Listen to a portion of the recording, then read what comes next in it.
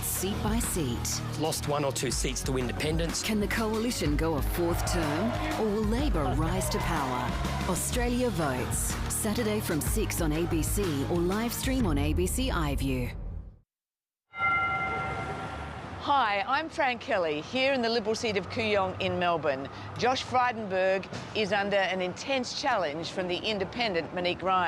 As you can see, there's a lot of pressure on in this seat, and the Federal Treasurer finds himself in the fight of his political life.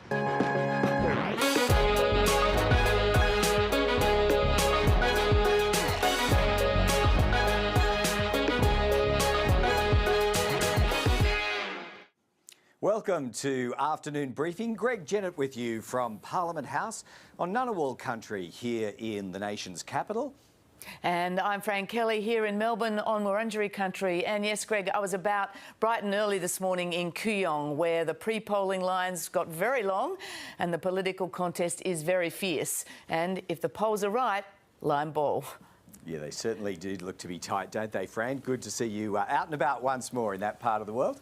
Yeah, before we get to Kooyong though, Greg, let's bring everyone up to date on how and where the political leaders started their 5-day surge towards polling day. Anthony Albanese took a long flight from Queensland to Perth, his second visit there in a couple of weeks. Yeah, that left, I was just going to say, Fran, that left Scott Morrison to work the outer urban Brisbane electorate of Blair on day 36. A new housing estate seemed a pretty obvious place to go to fire up what could be the single most contentious campaign policy so far, one that had opened up thousands of superannuation accounts to fund deposits on home loans. Good to see you. It's great to see you. Nice to see you again. This was Maha's vision. So Maha saw a forest reserve. So there's only one way you can get access to your money in your superannuation to help you buy your home, and that is to vote LNP. We're going to be creating so many of the opportunities here. This policy is not a good idea. And we need to build more houses. Getting the deposit is the hardest part. You're in control of your own money. You're in control of where it's invested. You're back in the driver's seat. This is an attack on future savings. It's an attack on future generations. It's not about assisting people. You don't need to go and knock on that door. You can go and knock on your own door. You can go and get access to your own money. It will bulldoze your super and it will push up house prices. If you gut people's super savings, that means down the track, more people dependent upon the pension. Labor will never let you do it. They think it's their money to tell you what to do with. Minister Hume has said that it will put upward pressure on housing prices. I would imagine that there would be a lot of people that bring forward their decision to buy a house. So I would imagine in the short term you might see a bump in house prices. Jane was referring in isolation. The impact on house prices of this policy could be up to $134,000 for a house. Minister Hume belled the cat this morning. Okay, there you go. Find some more green ones. If you can't afford to get a filling today, you have to pay for a root canal tomorrow. Calm down. Just calm down. I welcome a contest of ideas. How did he get it? Comes the whole. Small business is the powerhouse here. It's confidence and it's optimism. Thank you for what you're doing. We understand the need to have a fiscally responsible policy. I agree with our policy. 5 more sleep. Yes, 5 more sleep. 5 more sleep. Right. Luck on Saturday night. Thanks, everyone. And that's a guarantee. Thanks very much, everybody. Well, there's been a fair bit of Me Tooism in this contest of ideas around policy so far, but Labor wasn't prepared to touch the holy grail of superannuation, which is at the heart of Scott Morrison's latest housing policy that he announced yesterday.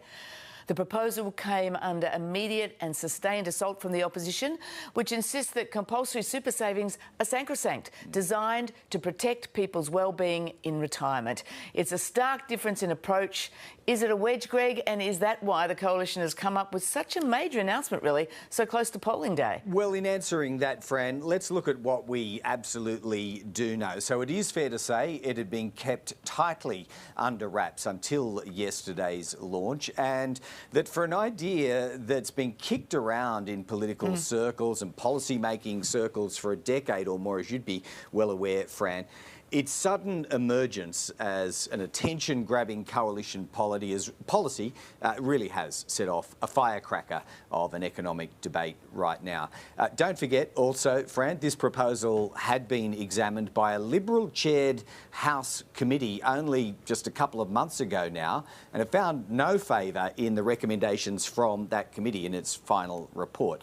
So there are lots of reasons for that. Let's not go into that, but let's cut to the chase.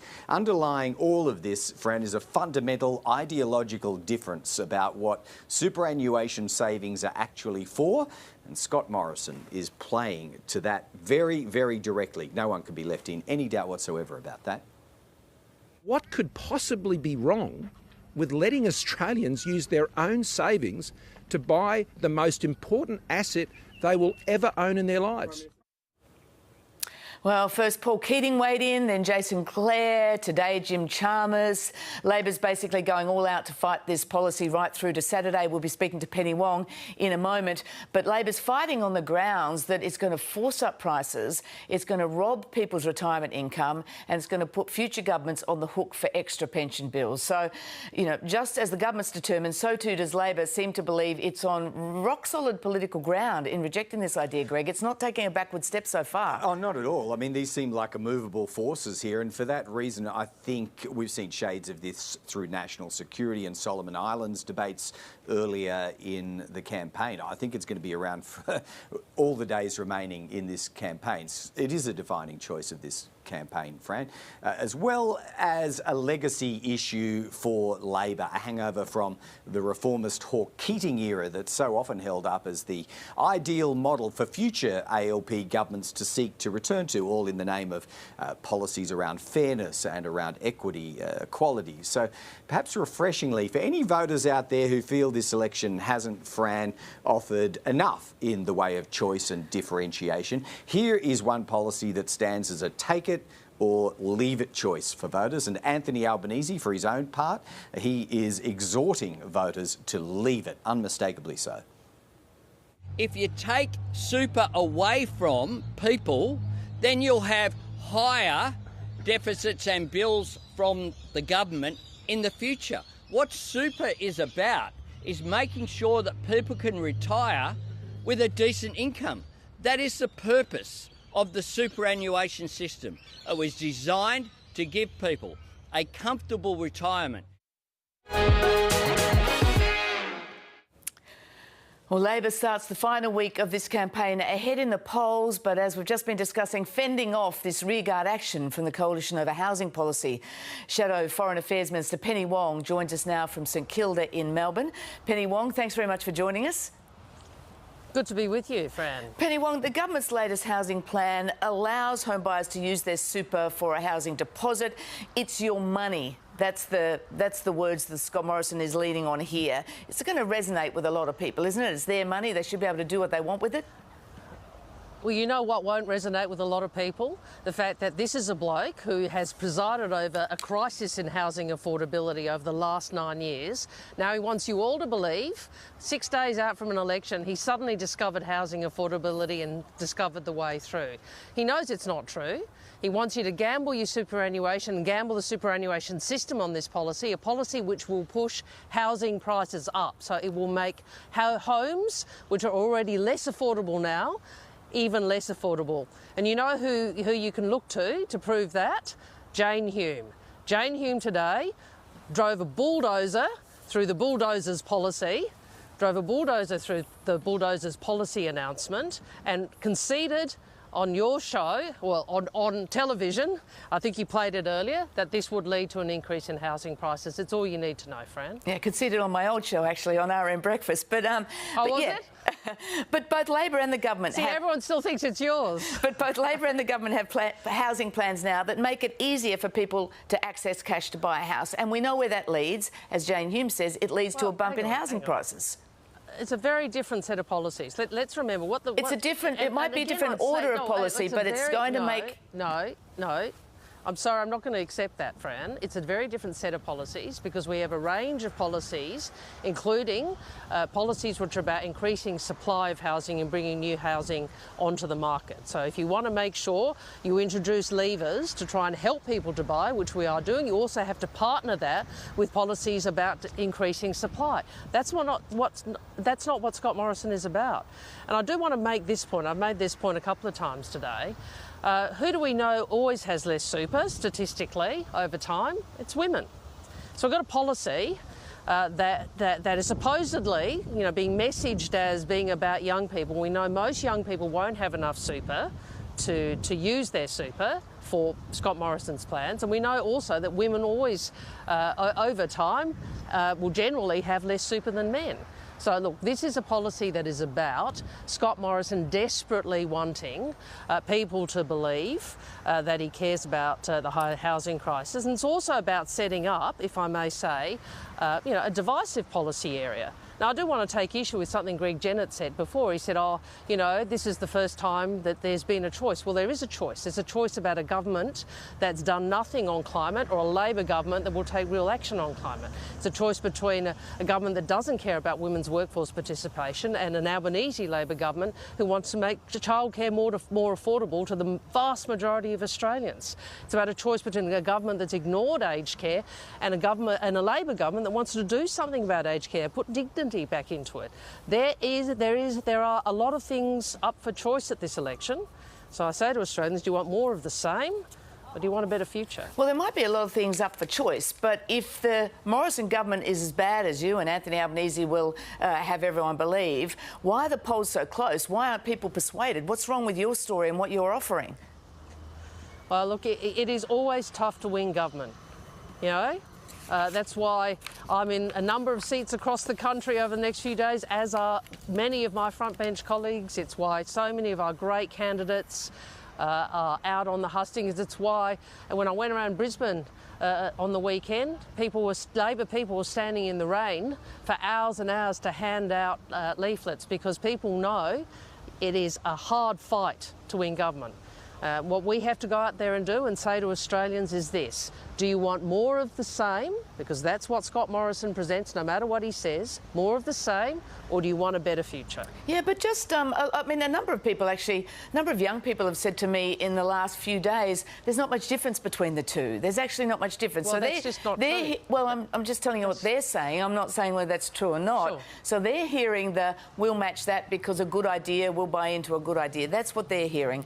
Maybe they're not hearing you talk enough about your differences. But let's look at housing again, just back there. I mean, Labor knew at the last election what to do. You just made, if I may. No, you can come to that in a moment. I want to go back to housing. Well, I'm going to respond to those assertions. Well, you can, but let me finish this question. Last election, Labor knew what the good idea was. It was to reduce demand by curbing the tax concessions for investors, like negative gearing and capital gains tax.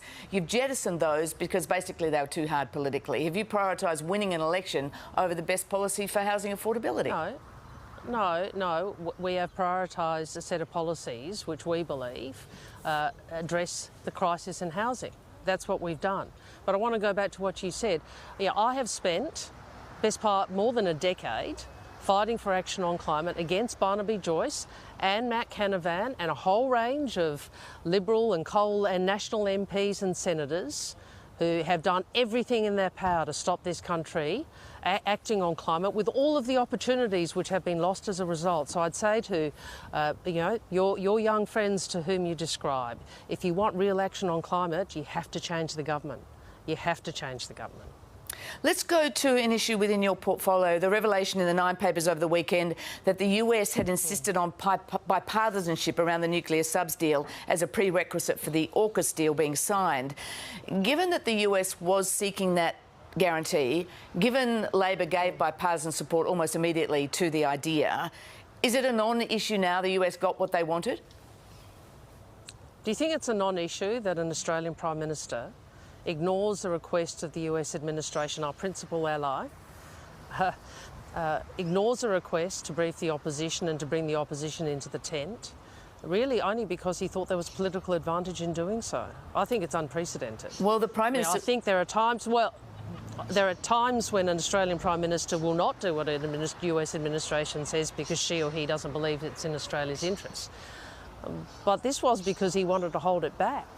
He wanted an announcement, and I just find it extraordinary that this man who says he leads the country continues to put his narrow political interests above the national interest. Well, the Prime Minister, when pressed on this, says it was because he wanted to keep it in confidence. It was highly confidential. It needed to be kept tight, and within hours of briefing Labor, it leaked. I mean, you were in that briefing. Did you leak it?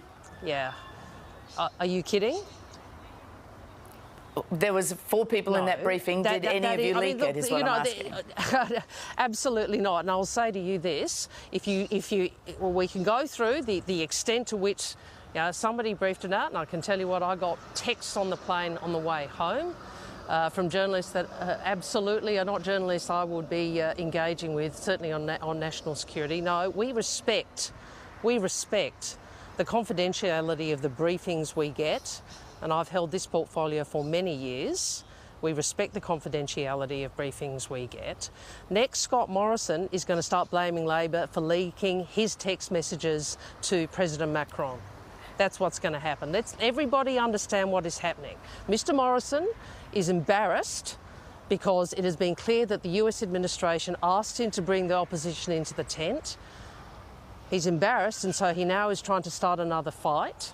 The truth is, this is a bloke who always puts his narrow political interests first. Penny Wong, just finally and briefly, if you're elected, if Labor's elected on the 21st of May, if you become Australia's Foreign Minister, have you given thought to where you would visit first overseas?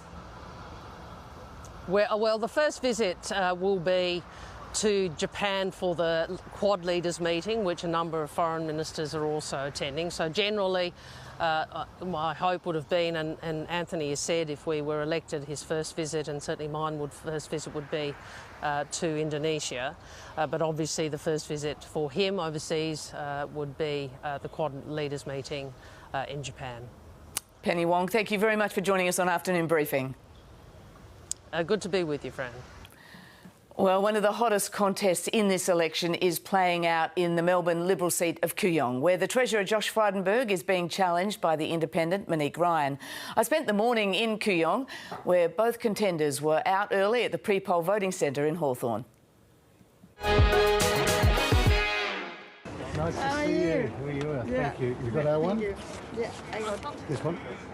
Perfect. Hello, I'm Josh. Josh, nice to meet you. Nice to meet you. Thank you. My dad actually took a photo with you the other day. Oh, really? Yeah. It's good seeing people. It's good being able to You end have up a seeing chat. someone from school or someone from tennis or It's someone a great from... catch-up. Yeah. Josh Frydenberg, thanks for joining us. Nice to be with you, Fran. You're the Federal Treasurer of Australia. Did you ever imagine you'd be standing at the pre-polling booth from sort of dawn till dusk, touting for every vote, that you'd be reduced to that? Well, last election, in fact, I stood on the pre-poll for 3 weeks, not just 2 weeks. It's been a close battle here in Kooyong for a few years, but the response that I've had this morning and in previous days has been very encouraging. Kooyong, the bluest of blue Liberal seats, the home of Robert Menzies. It was his electorate. It was. What's happened to the Liberal Party? What does that say about the Liberal Party, that you're in such a tight race? Well, Fran, you're absolutely right. It's a historic seat. It's a Federation seat. I'm only the 7th person since Federation to hold the seat. Sir Rob Menzies held it for 32 years. Andrew Peacock held it for 28 years. But the demographics have changed, and I don't think there's anything called a safe seat anymore. So you say the demographics has changed, but what do you think is the biggest impact? That Kooyong's changed or the Liberal Party's changed? I think, obviously, that Kooyong has changed a bit. I don't think the Liberal Party has changed. The values that drive members of the Liberal Party and the same values that the Liberal Party was initially founded on. Belief in free enterprise, the power of the individual, equality of opportunity, not necessarily equality of outcomes. And yet, In your neighbouring seat of Higgins, your colleague Katie Allen, she says that the Prime Minister's not really popular with the voters of Higgins, not really too welcome in Higgins. Would you say the same about Kooyong? I wouldn't describe it like that. In fact, the Prime Minister has been in Kooyong during this campaign, but it's my name that's on the ballot box. The issues in this electorate, which are pertinent in this election, include climate change, but also include the economy and jobs, and I think we've got a very good story to tell on both. Is there a Morrison factor here in Kooyong? Well, again, individual voters may have their individual views. Are they telling you? Well, a few giving free character assessments on a whole range of personalities across both sides of the political divide. But again, I've been encouraged by the reception I have received here on the booth, but across my electorate as well. It's very hard to miss your pitch as you drive around this electorate, and especially the pitch that seems to be refined down to keep Josh. I mean, is that effectively your pitch? Forget the Liberal Party, forget a strong economy, it's keep Josh. Well, actually, the slogan is keep a strong economy, keep Josh. Keep funding schools, keep Josh. Keep a strong healthcare system, keep Josh. But not keep the Liberals. Well, the Liberal Party logo is on my signs. It's on my how to vote card, and I am the Liberal Party's candidate here in Kooyong, and I'm very proud of it. And also, I'm the deputy leader of the Liberal Party, and I'm very proud of what we, as a party, as a government, as a country, have achieved over a pretty difficult couple of years. You're up against one of the so-called teal independents. If you look at the profile of those independents, they are educated, professional women. Is that a voter bloc that you struggle to win support from here in Kooyong? Well, I actually think it's a bit of a con job, to be honest. Why is that? Because I'm up against a former long-standing member of the Labor Party. No, not long-standing. We were just talking to her before. She said she'd never attended a meeting. She was signed on for a couple of years. That was a long time ago. And she also... It's not quite long-standing. Well, Fran, let's be honest. She also said, when she was asked on the ABC what is her political background, that she said she had none. She was asked on the ABC, you know, if you don't have a political background, she described herself as a clean skin, as a small L Liberal. Now, that's just a lie, because not only was she a former member of the Labor Party, but when she left the Labor Party, she continued to promote the Labor Party and attack the Liberal Party. That's not a small L Liberal. My question was about professional, educated women. Do you think they're going to vote for you? Well, I certainly am seeing that this morning in the booth, and I'm seeing that in other days on the booth. So I've been encouraged by what I've seen. But the point about these so-called independents is they're running on the Labor Party platform. The Labor Party's running dead in my seat, so too are the Greens, because they've all bandied together behind the so-called independents. I'm running against a former member of the Labor Party, something they sought to conceal, and I'm running against somebody who's asking the community for their vote, but is not prepared to tell the community how they will vote in the event of a hung parliament. And the reality is this: the people of Kooyong don't want a Labor Party member. That's why they're not telling them that they would vote with the Labor Party in the event of a hung parliament. Well, to be clear, she's not a Labor Party member. Well, they don't want a Labor Party member as their candidate, and I'm up against a former Labor Party member who will side with the Labor Party in the event of a hung parliament. You're the Treasurer. Yesterday, the Liberal Party announced a major housing policy. In any normal circumstance, you would be one of the front people to sell that policy. You're here. How do you think that policy relates to the changed demographic of this electorate? I think it's a powerful policy. I think it's one that appeals to all electorates, including mine in Kooyong. Because you've got a lot of young people who want to get into the housing market, but they've also started to accumulate money in their superannuation.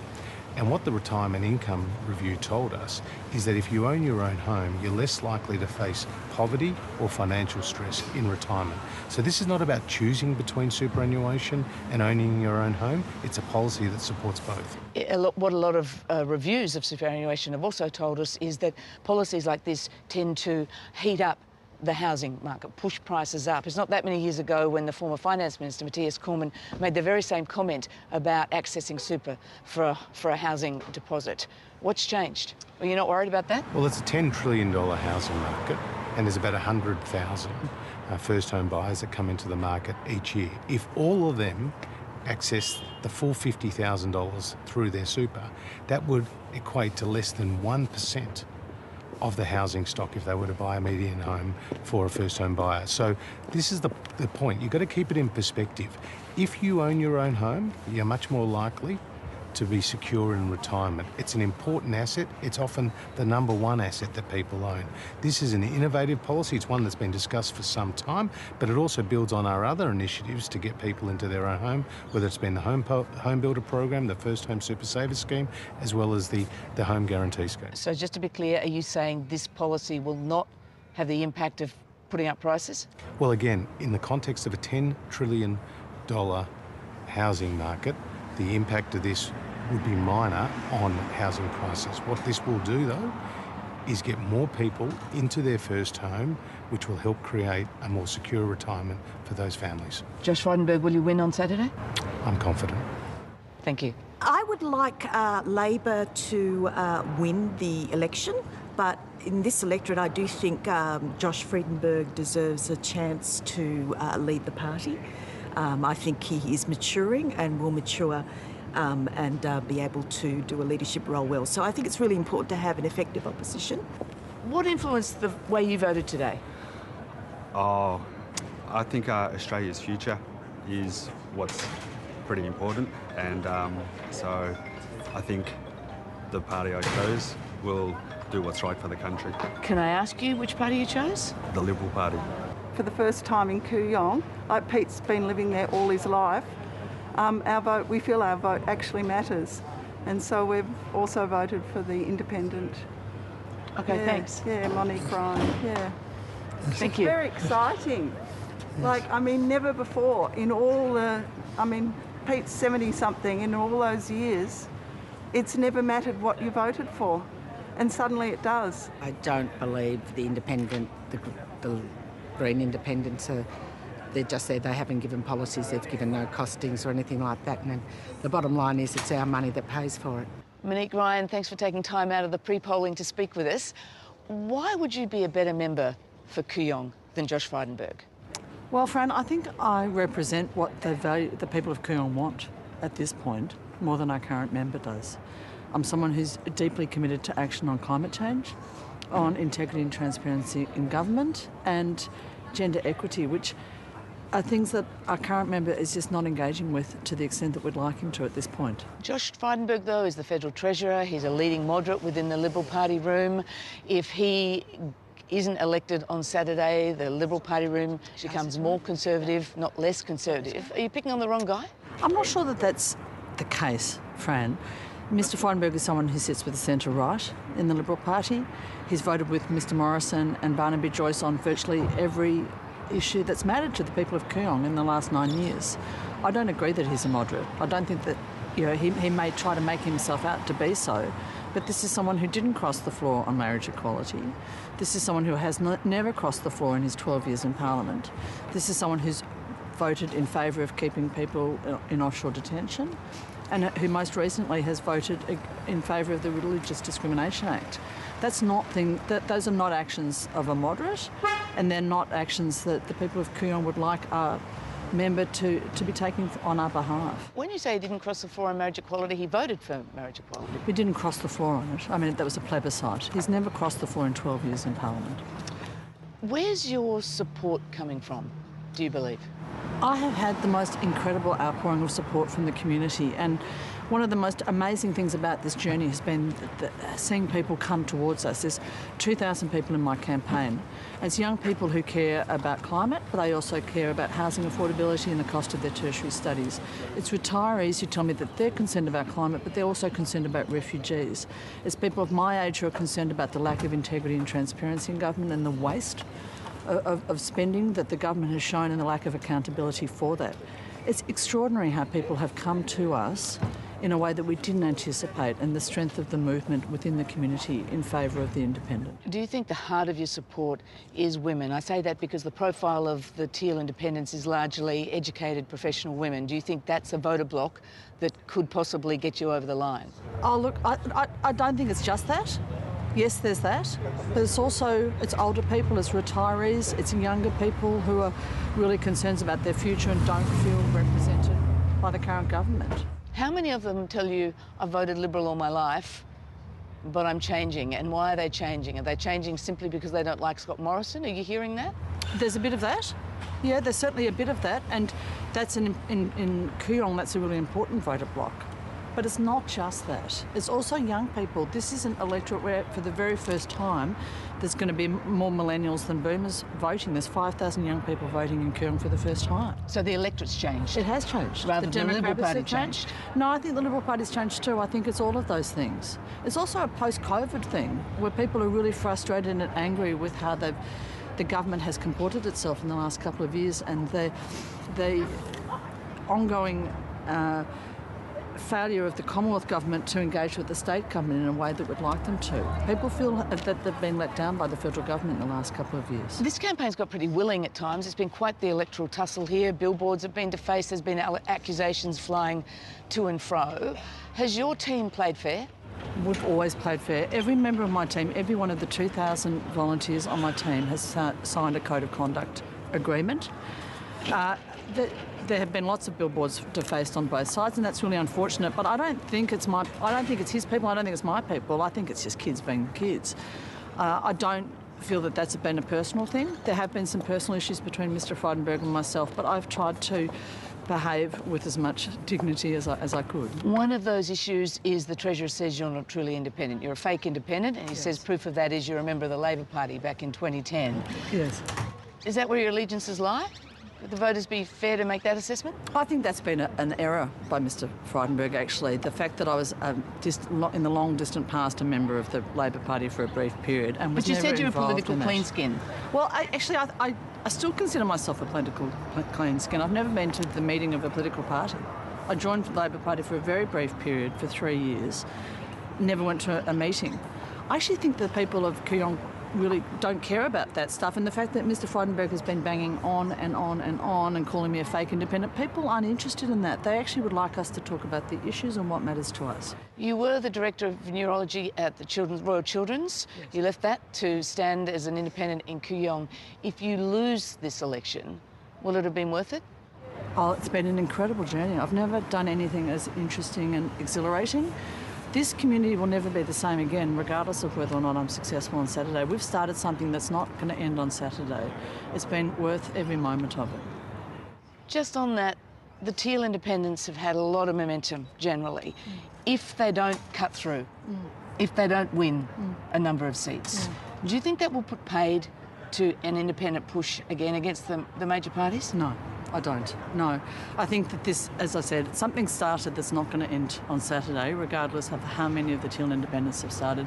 This is a move to try and get the Liberal Party to come back into the centre, actually, and because we feel that it's gone too far to the right and that the small L Liberals of Kooyong and of Goldstein and of Wentworth are dissatisfied with the way that the current Liberal Party is comporting itself. If you don't get elected, if the Liberal Party does move towards the centre as a result of this, could you see yourself voting Liberal? Oh, absolutely. If it represented my values in the way that I wished it to, in ways that it did when I was a child. It just doesn't do that anymore. Monique Ryan, thank you so much for joining us. Thanks, Ryan.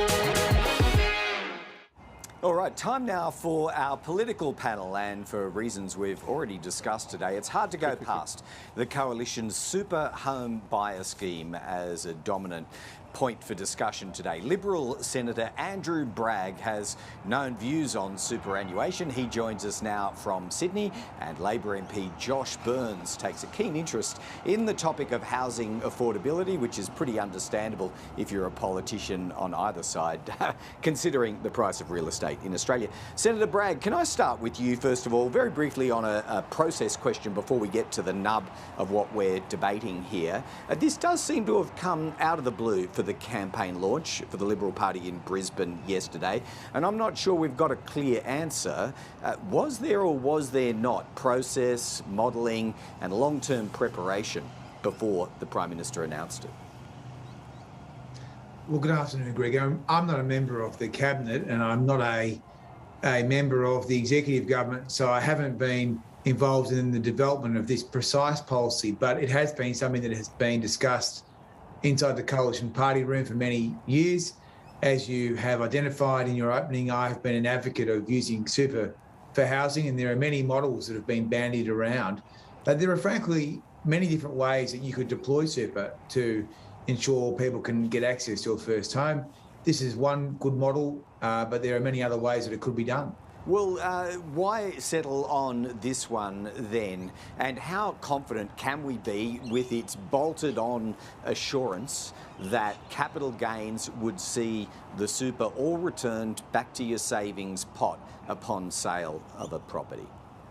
Well, I know that the superannuation industry, which is living on very high fees and very fat profits, is desperate to keep every last cent of money inside the system so it can continue its blood-sucking. But the reality is that the return of the capital back to the system means that they will still be able to charge those very high fees, and I know that all those people are very concerned about.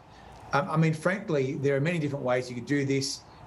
You wouldn't necessarily have to do that, but the government has decided that it wanted to return the capital back to the system. So, but do you see that as a fundamental design principle? What would be the consequence? I mean, it seems to me pretty obvious what the consequence would be if you didn't have such a mechanism. That is, our retirement savings would be greatly diminished. Well, the reality is that most Australians will be on the pension out until mid-century, and the super system never returns a positive return to the budget because it costs so much money.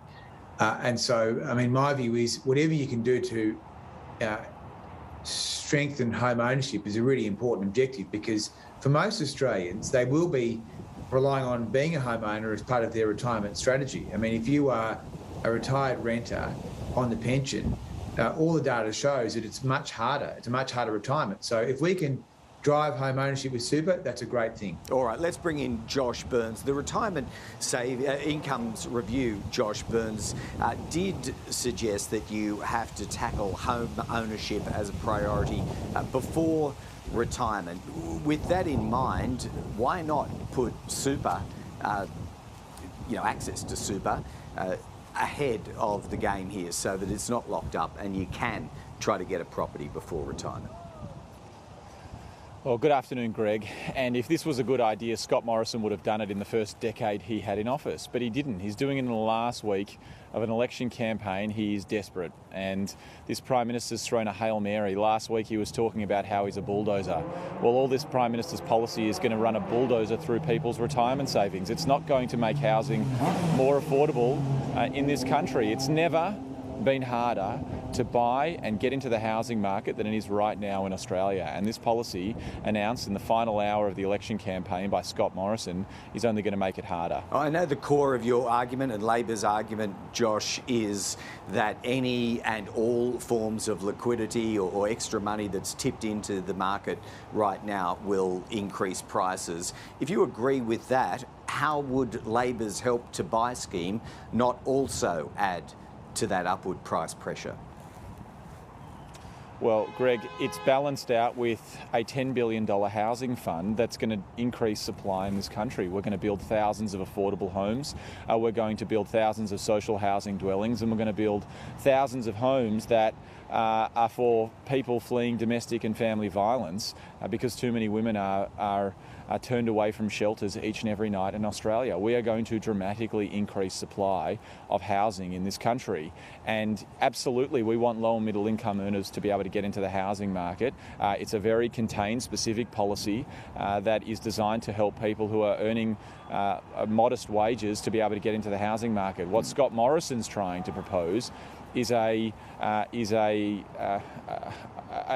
attack on people's retirement savings, taking out money earlier on so that they have much less money to retire with. Yeah, Andrew, on that issue of price pressures, Jane Hume has conceded that at least temporarily there would be upward price pressure. I assume you'd agree with that. Look, I don't think anyone can accurately predict the property market in any capital city in Australia, but the point is pretty clear. As economic theory goes, the answer would be yes, wouldn't it? I don't think anyone can predict the pricing of Australian housing, given the dynamics that are currently in the economy. So all I would say is that the money, of course, doesn't belong to the banks or to the unions. It belongs to the people.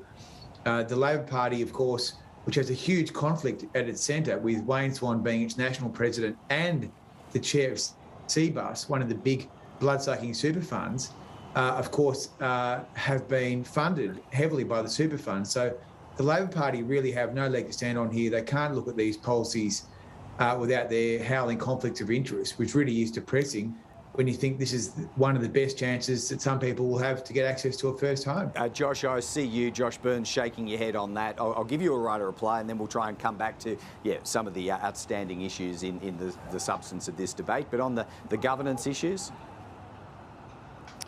I mean, the language that Andrew's using is absurd and flagrant and ridiculous. And so I would just say that superannuation is an important part of Australia's economy. It's an important part of allowing working families and working people to have some money in retirement. And, you know, if Andrew wants the government to be supporting people without any other of their own money supporting them in retirement, he should say so. I mean, but the government's run an attack on superannuation. People like Andrew and Scott Morrison, who earn 15% superannuation working in the Senate or in the House of Representatives, are trying to take and attack superannuation from hard-working Australians.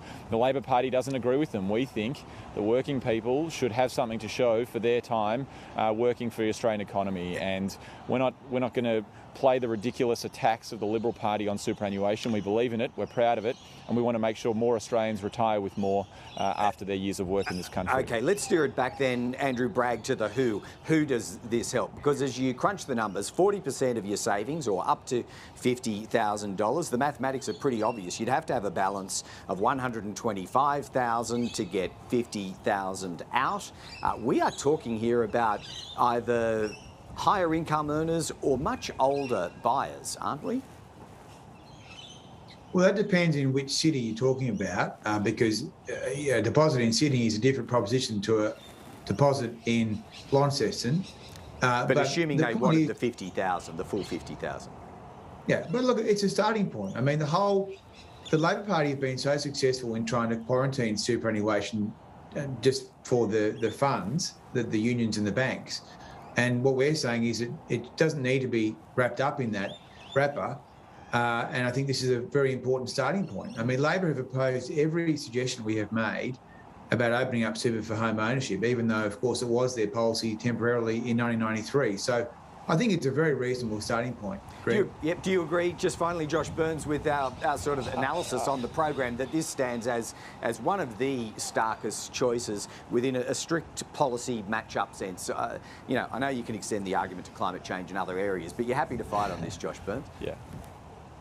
I mean, I just go back for 1 second, Greg, and say that's not the Labor Party that's opposed this policy in the past. It's been Peter Dutton, it's been Malcolm Turnbull, it's been Susan Lee, it's been a whole cavalry of Liberal Party members who think that this is an absurd idea. I think Christopher Pyne rubbished it in the past as well. So the Liberal Party knows that this is a bad idea. This is a Hail Mary from a desperate Prime Minister in the final week of hopefully his career as a Prime Minister. Australia deserves a real choice of this election. Do we want more of the same from Scott Morrison, or are we going to have a better future for our country? Are we going to have a better future under an Albanese Labor government who's going to tackle climate change, look after our older Australians, who are going to make childcare more affordable, who's going to lift wages in this country, have security at work, make things in Australia? The list goes on, Greg. I'm excited for this election, and I hope we see the back of Scott Morrison and his brain farts like this. Well, somehow I think we do have a stark policy choice, and that we will be debating it in the remaining 5 days or so. Andrew Bragg and Josh Burns, thanks once again for joining us on Afternoon Briefing today. Thanks, Greg. Thanks. See you. In the final week of this campaign, the stakes are higher than ever. So let's check in with our regular political veterans, former Liberal Minister Christopher Pyne and former Labor Minister Craig Emerson. Hello, welcome to both of you. Luminaries, legends. Luminaries and legends. We're going to do that again. Christopher, we seem to have a bit of a noise there in the background. I hope we can fix that. Christopher, Scott Morrison says this new super for housing policy is a game changer. If it's so powerful, why leave it so late? It makes it look a little desperate, doesn't it? Well, I think when it's released is hardly the important point. Well, except 3 million people have voted already. Well, you know, that's really a process question. The question really is the policy a good one? And I think it is a game changer for Australian housing policy. It's a really clever policy because it affects both first homeowners who are looking for their first home and can't afford it, and people who are 55 and over, often who are sitting on a house where they wish that they could downsize, and turn some of the proceeds from that house into income for the rest of their lives. So this is not a housing policy where there's sort of 10,000 affordable houses being built which will disappear overnight and push up the price of housing.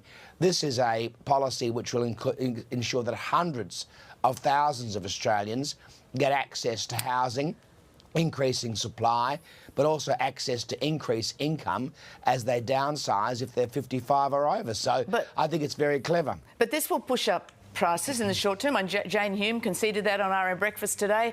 Malcolm Turnbull, Matthias Cormann, Susan Lee. I'm not sure about yourself. Greg thought you might have even said this in the past, said that accessing super to fund your housing deposit is a bad idea.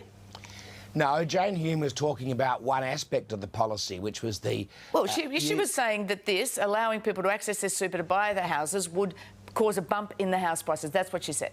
She was only talking about one half of the policy in isolation. Yeah, and she said it would cause a bump.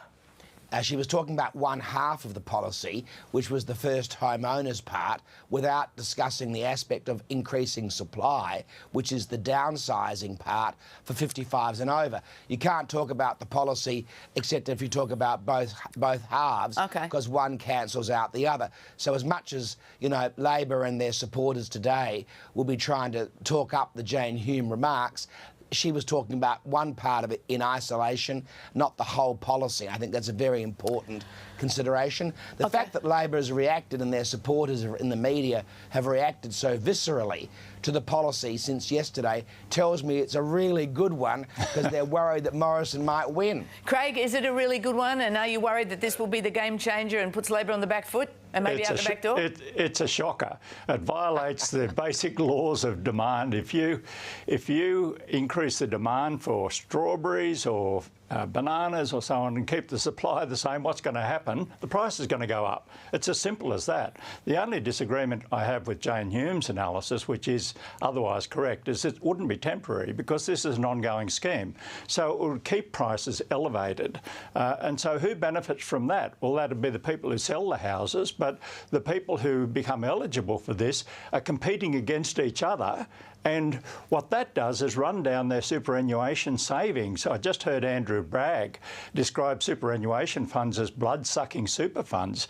Not only the union funds, well, industry, because remember the unions and the industry are in this together, the employers and the employees, so they're bloodsuckers, and so are the private superannuation funds bloodsuckers. What that tells me is that we have yet again the Liberal Party saying they don't believe in compulsory super. They think that people in retirement should be on the age pension. They shouldn't be able to be independent. And so that is a fundamental philosophical difference between Labor and the Liberals. So we have a fundamental ideological divide here in this election. There's not a lot of them, but this is a clear one. Craig, importantly for Labor, though, is it a wedge that's going to work? Are you going to be in trouble with this? No, not at all. I mean, it's stupid. It's basically a stupid policy. Okay. Yeah, I mean, all you're doing is increasing the price. And so the beneficiaries of that are the people who already own their own homes. Then the people who try to get into their own homes go, my goodness, the price has gone up. Not temporarily, as Jane said, but permanently. So what you've got to do to deal with the price issue, trying to get downward pressure, is increase supply. And that's why there's this $10 billion fund that Anthony Albanese has announced for social housing. So that takes some of the pressure off supply, because the government is helping with supply. And the second thing is Anthony Albanese has said he would work with state governments, which are largely responsible for housing supply because they deal with rezoning and so on, to get more supply into the market. But the coalition is just saying, no, we just want to increase the demand for housing so that the price goes up to benefit the people who are already in homes. Christopher, let's talk about the real Scott Morrison that's emerged in the last couple of days, the leader with more gears than just being a bulldozer. This looks a little bit desperate, doesn't it?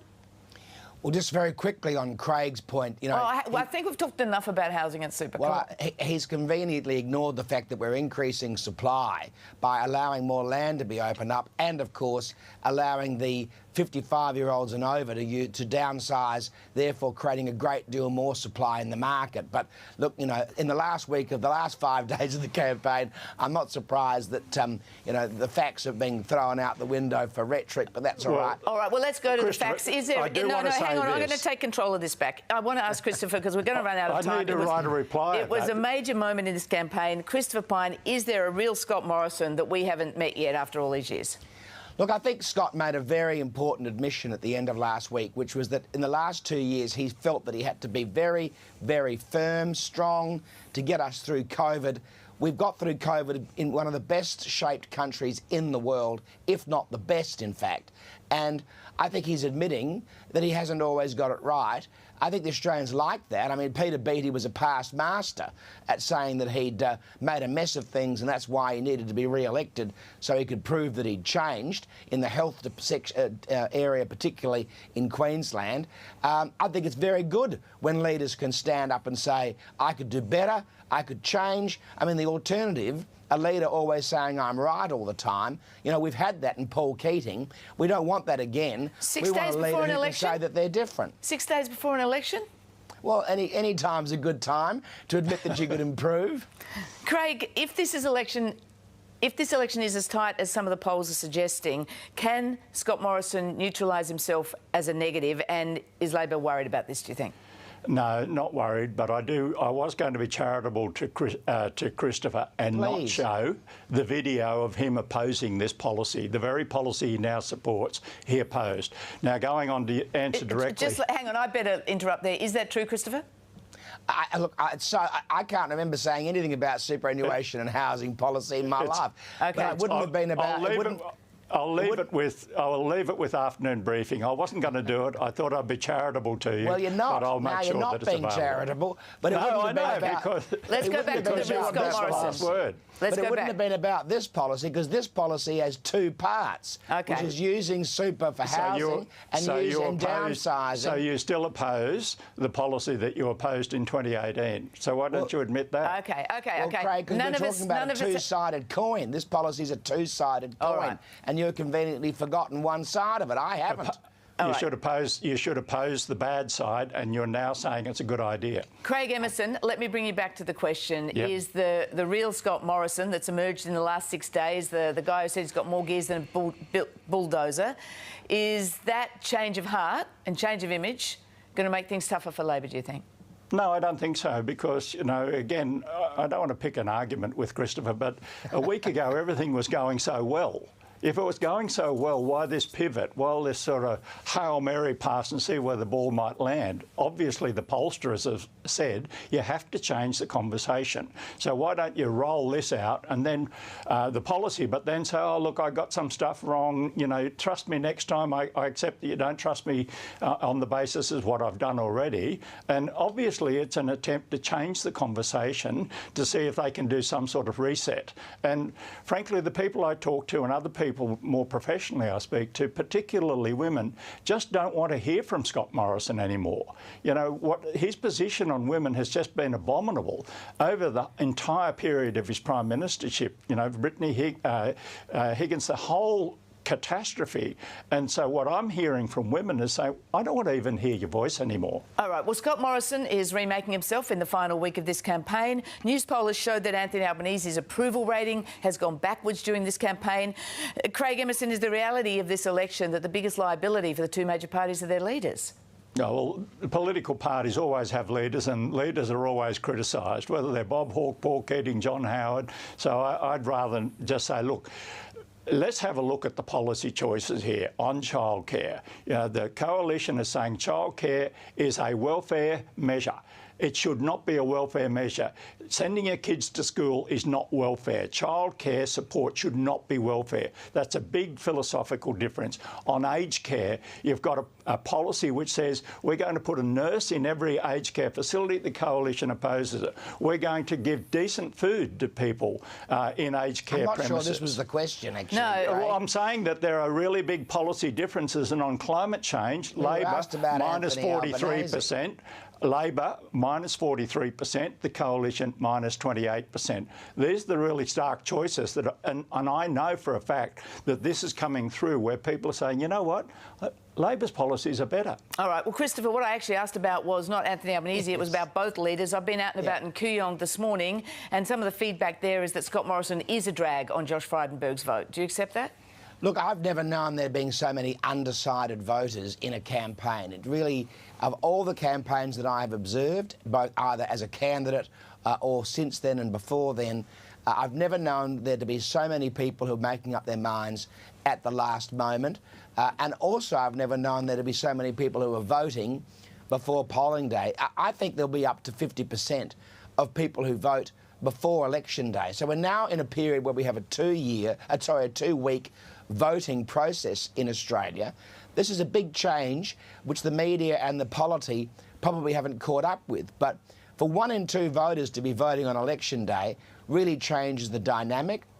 In terms of Anthony Albanese and Scott Morrison, look, don't think either of them are loved or embraced by the Australian public, and that's meaning that undecided voters have grown, soft voters have grown.